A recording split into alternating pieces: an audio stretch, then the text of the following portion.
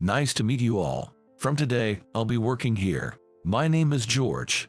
Looking forward to working with all of you. For various reasons, I ended up changing jobs at the age of 45. The reason is my leg.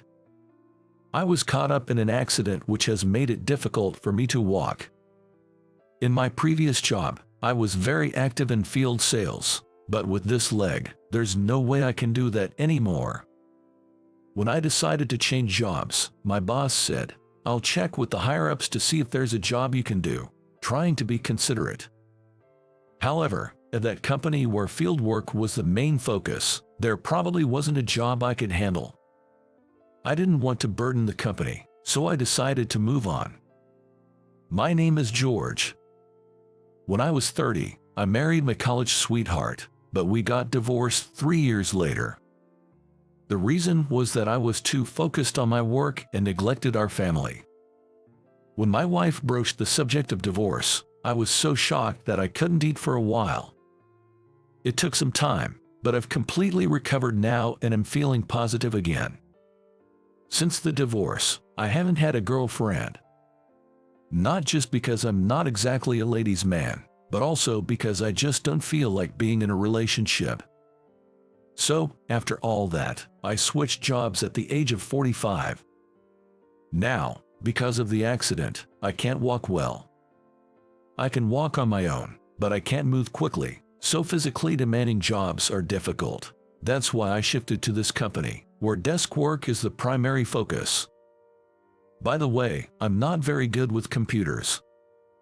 The fact that I got hired here is nothing short of a miracle. My mentor in the company is Emily. She is 33 and a team leader, younger than me. She's renowned for her beauty in the office, and she's also very efficient at her work. But she's quite reserved, and I didn't know how to interact with her. Moreover, it seemed like she didn't really like me. Looking forward to working with you from today. All right. Even when I greeted her with a smile, she quickly handed me some documents and said, "Please get started on this." I've never been a quick learner, and I tended to make the same mistakes repeatedly. Whenever I messed up, Emily would say, without looking up from her screen, "Please try not to create more work for others." I'm sorry. Even when I apologized, Emily wouldn't respond. There were colleagues who seemed to enjoy watching me get scolded. One of them was Mike.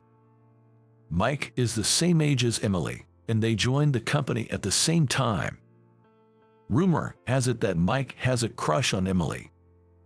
He's a good-looking guy with a refreshing demeanor. He's not as fast as Emily, but he's one of the top performers in the company. But to be blunt, Mike is kind of a jerk. He's nice to the attractive employees but cold to others. I once overheard him rank female employees, saying things like, "I don't talk to women below a grade A." Since I was having a hard time picking up on the work, he'd mock me saying, "Maybe that's why your wife left you, George." Being new to the company, I couldn't outright deny it and could only manage a wry smile. Some time later, my welcome party was held at the company. That day, I got to chat with colleagues I hadn't talked to before and had a great time. As the party was winding down, one of the colleagues suggested, "We should all go skiing or something next time." Immediately, that colleague glanced at my leg and awkwardly suggested an alternative. "Actually, forget skiing. How about a food tour instead?" While others agreed saying, "Sounds good," I felt guilty for making everyone consider my condition. But then, Mike chimed in. "You know, I actually have these special skiing invitations. I have enough for everyone. How about we all go?" The other co-workers replied, but, looking at me with an uncomfortable expression, "Just go on without me. I'm not as young as the rest of you. Have a good time with the younger folks." Suddenly, Mike burst out laughing. "What are you talking about? I never intended to invite you, George, in the first place. You'd just slow us down." It was clear Mike was heavily drunk, acting much worse than usual. Another co-worker defended me, saying, "That's a bit too much, don't you think?" But Mike didn't care. Getting even more drunk, he mocked, being single at 45. Things must be tough for you, huh? Then, placing his hand on Emily's shoulder, he said, "Poor Emily, maybe I should be the one training you." As I was pondering how to respond, Emily, who was nearby, rebuked, "Stop making baseless comments. I'm George's mentor here. And Mike, you've had too much. Maybe cool down in the restroom or something." Seeing Emily's calm demeanor, the room went silent. Mike was probably at a loss for words. On our way home, I thanked Emily. "Thank you for earlier." "No problem." She simply replied and said nothing more. During those days, I heard a rumor. Apparently, Emily had turned down Mike's advances.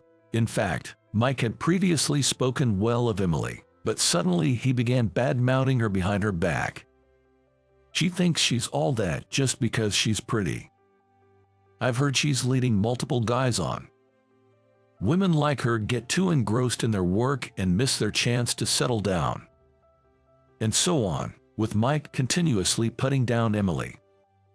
Other co-workers would remark, "Man, he's such a small-minded guy," but Mike was oblivious to it all. A while later, Emily was handed a major business deal. She worked overtime daily, meticulously preparing the documents. I could see the fatigue in her eyes, and I'm sure she continued working even at home. Then, the night before the deal, as I was working late, I noticed Mike acting suspiciously near Emily's desk. "What's he up to?" When I approached him, he snapped, "What do you want?" Curious, I inquired about his actions, to which he replied with a smirk, "None of your business," and walked away. I had a bad feeling about this, and my suspicions were confirmed. Emily failed the business deal. Instead of the required documents, she ended up distributing unrelated papers to the client. Upon returning to the office, Emily was severely reprimanded by the boss. "What were you thinking? I'm truly sorry, but I had checked the contents of the envelope the day before, and everything was in order. The cover was the same, but the inside documents were switched. I was shocked. I thought maybe someone mistakenly placed it on my desk. Who would do such a thing? Who would create a document just to switch the inside? Think of a better excuse." Emily was visibly shaken and red-faced. It seems that during the business meeting, the client said it was unacceptable and was very upset. Could it be? Recalling Mike's actions the previous night, it hit me. He did something to her documents. He set Emily up, I'm sure of it. When I glanced over at Mike, he was enjoying watching Emily being scolded with a smirk. I knew it. I was sure. During the lunch break, I approached Mike. "Can we talk for a sec?" "What do you want, old man?"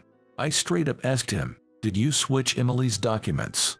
Without hiding anything, he replied, "Yeah, so, I kinda want to give that woman a taste of her own medicine."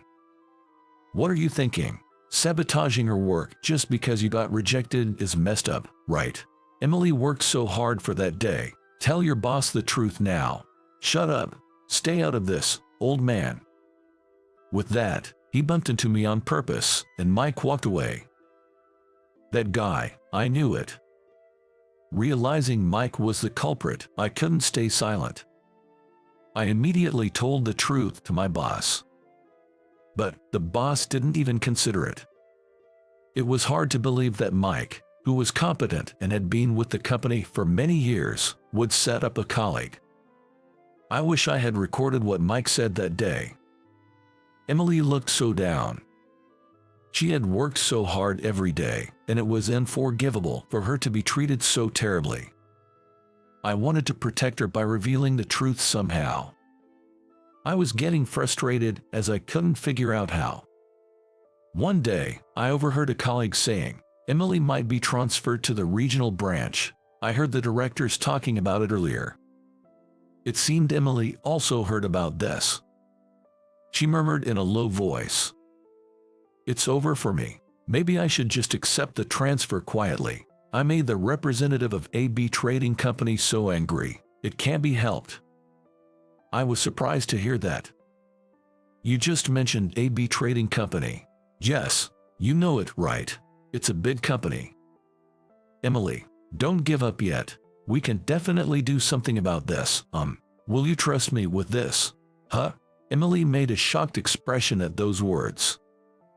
Soon after, I made a call to a person. Hello, long time no see. It's George. Sorry for calling suddenly. CEO Johnson. The company that Emily failed in the big deal was my former employer. I was surprised to hear the company name from her. I never mentioned my previous job, and I hadn't told anyone the company's name. I was so close to the CEO of my previous company, Mr. Johnson, that we occasionally went out for drinks. CEO Johnson is a young company CEO who is 3 years younger than me, and he is quite strict about his work. But he's a person who appreciates the hard work of his subordinates, and I respect him a lot.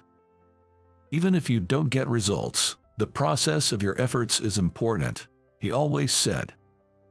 I didn't have any talent, but my only strength was my effort, and fortunately, CEO Johnson always appreciated me. In fact, there is a connection between me and the CEO. He has a young son, and I once saved him from a traffic accident. On my way to work one day, I saw a boy trying to cross the road in front of me, and a truck was coming towards him. However, the boy does not notice this and continues walking. Watch out! With that shout, I pushed the boy out of the danger. The boy was safe, but I ended up with a lingering injury in my leg. The boy I saved turned out to be the son of CEO Johnson. That day, Mr. Johnson had left his work phone at home, and since his son had the day off from school, he was on his way to deliver it to the office when the incident happened. I don't regret saving his son. I decided to leave the company, partly because I couldn't do field sales anymore, but also because I felt my presence would make Mr. Johnson feel guilty and cause him pain, so I chose to distance myself from that company. Before I quit, Mr. Johnson told me, if there's anything I can do for you, just let me know, I'll do whatever I can to help. I remembered him saying that. After hanging up with Mr. Johnson, I shared the news with my colleague, Emily. The CEO himself is coming to talk to us. Thank you. I had no idea that client was where you used to work, George. She was equally surprised. And a few days later, CEO Johnson visited our office. Seeing me, he offered a smile. And I was also included in the meeting. I'm really sorry for all the trouble, Emily apologized. In response to Emily's apologies, CEO Johnson calmly says, don't forget to check everything in advance. This is good manners as a member of society. Yes, you're absolutely right. I'm deeply sorry. As Emily continued to apologize, Mr. Johnson's expression softened. I've heard about you from George. You've prepared quite extensively for this project's negotiations. I'm eager to see the ideas you've come up with. Yes, of course. After that, Emily presented the materials and started explaining to Mr. Johnson. And guess what? The deal was a success. Great project. It must have taken a lot of effort to research and compile this. We'd definitely like to collaborate with your company on this. Thank you so much. Emily was on the brink of tears with joy. Beforehand, our boss had told CEO Johnson about a colleague's harassment regarding this matter. Mr. Johnson had failed to investigate and just took his employee's word for it. Higher-ups were reprimanded for their behavior. Soon after, that colleague, Mike, was confronted and confessed his intentions to discredit Emily. He ended up getting demoted. On the other hand, Emily led the project to success, was recognized for her achievements, and got promoted from team leader to department head. I was genuinely happy for her seeing her hard work pay off. One day, Emily approached me. Thank you so much for everything, and I'm sorry for sometimes being presumptuous despite being younger. I responded to the apologetic Emily. "Don't worry about it, it never bothered me." Then Emily said, "If you don't dislike me, I'd like to treat you to a meal sometime, as a way of saying thanks." Surprised by the invitation, I blurted out, "Really? Are you sure?" Emily smiles and says, "Yes." It was the first time I saw her genuinely smile, and it gave me butterflies. Gradually, I got more used to the job and was trusted with significant tasks. I started going out with Emily for drinks occasionally, and we gradually deepened our friendship. I don't know what the future holds, but life is short. Hoping for more good times ahead, I continue to work diligently, facing my computer every day.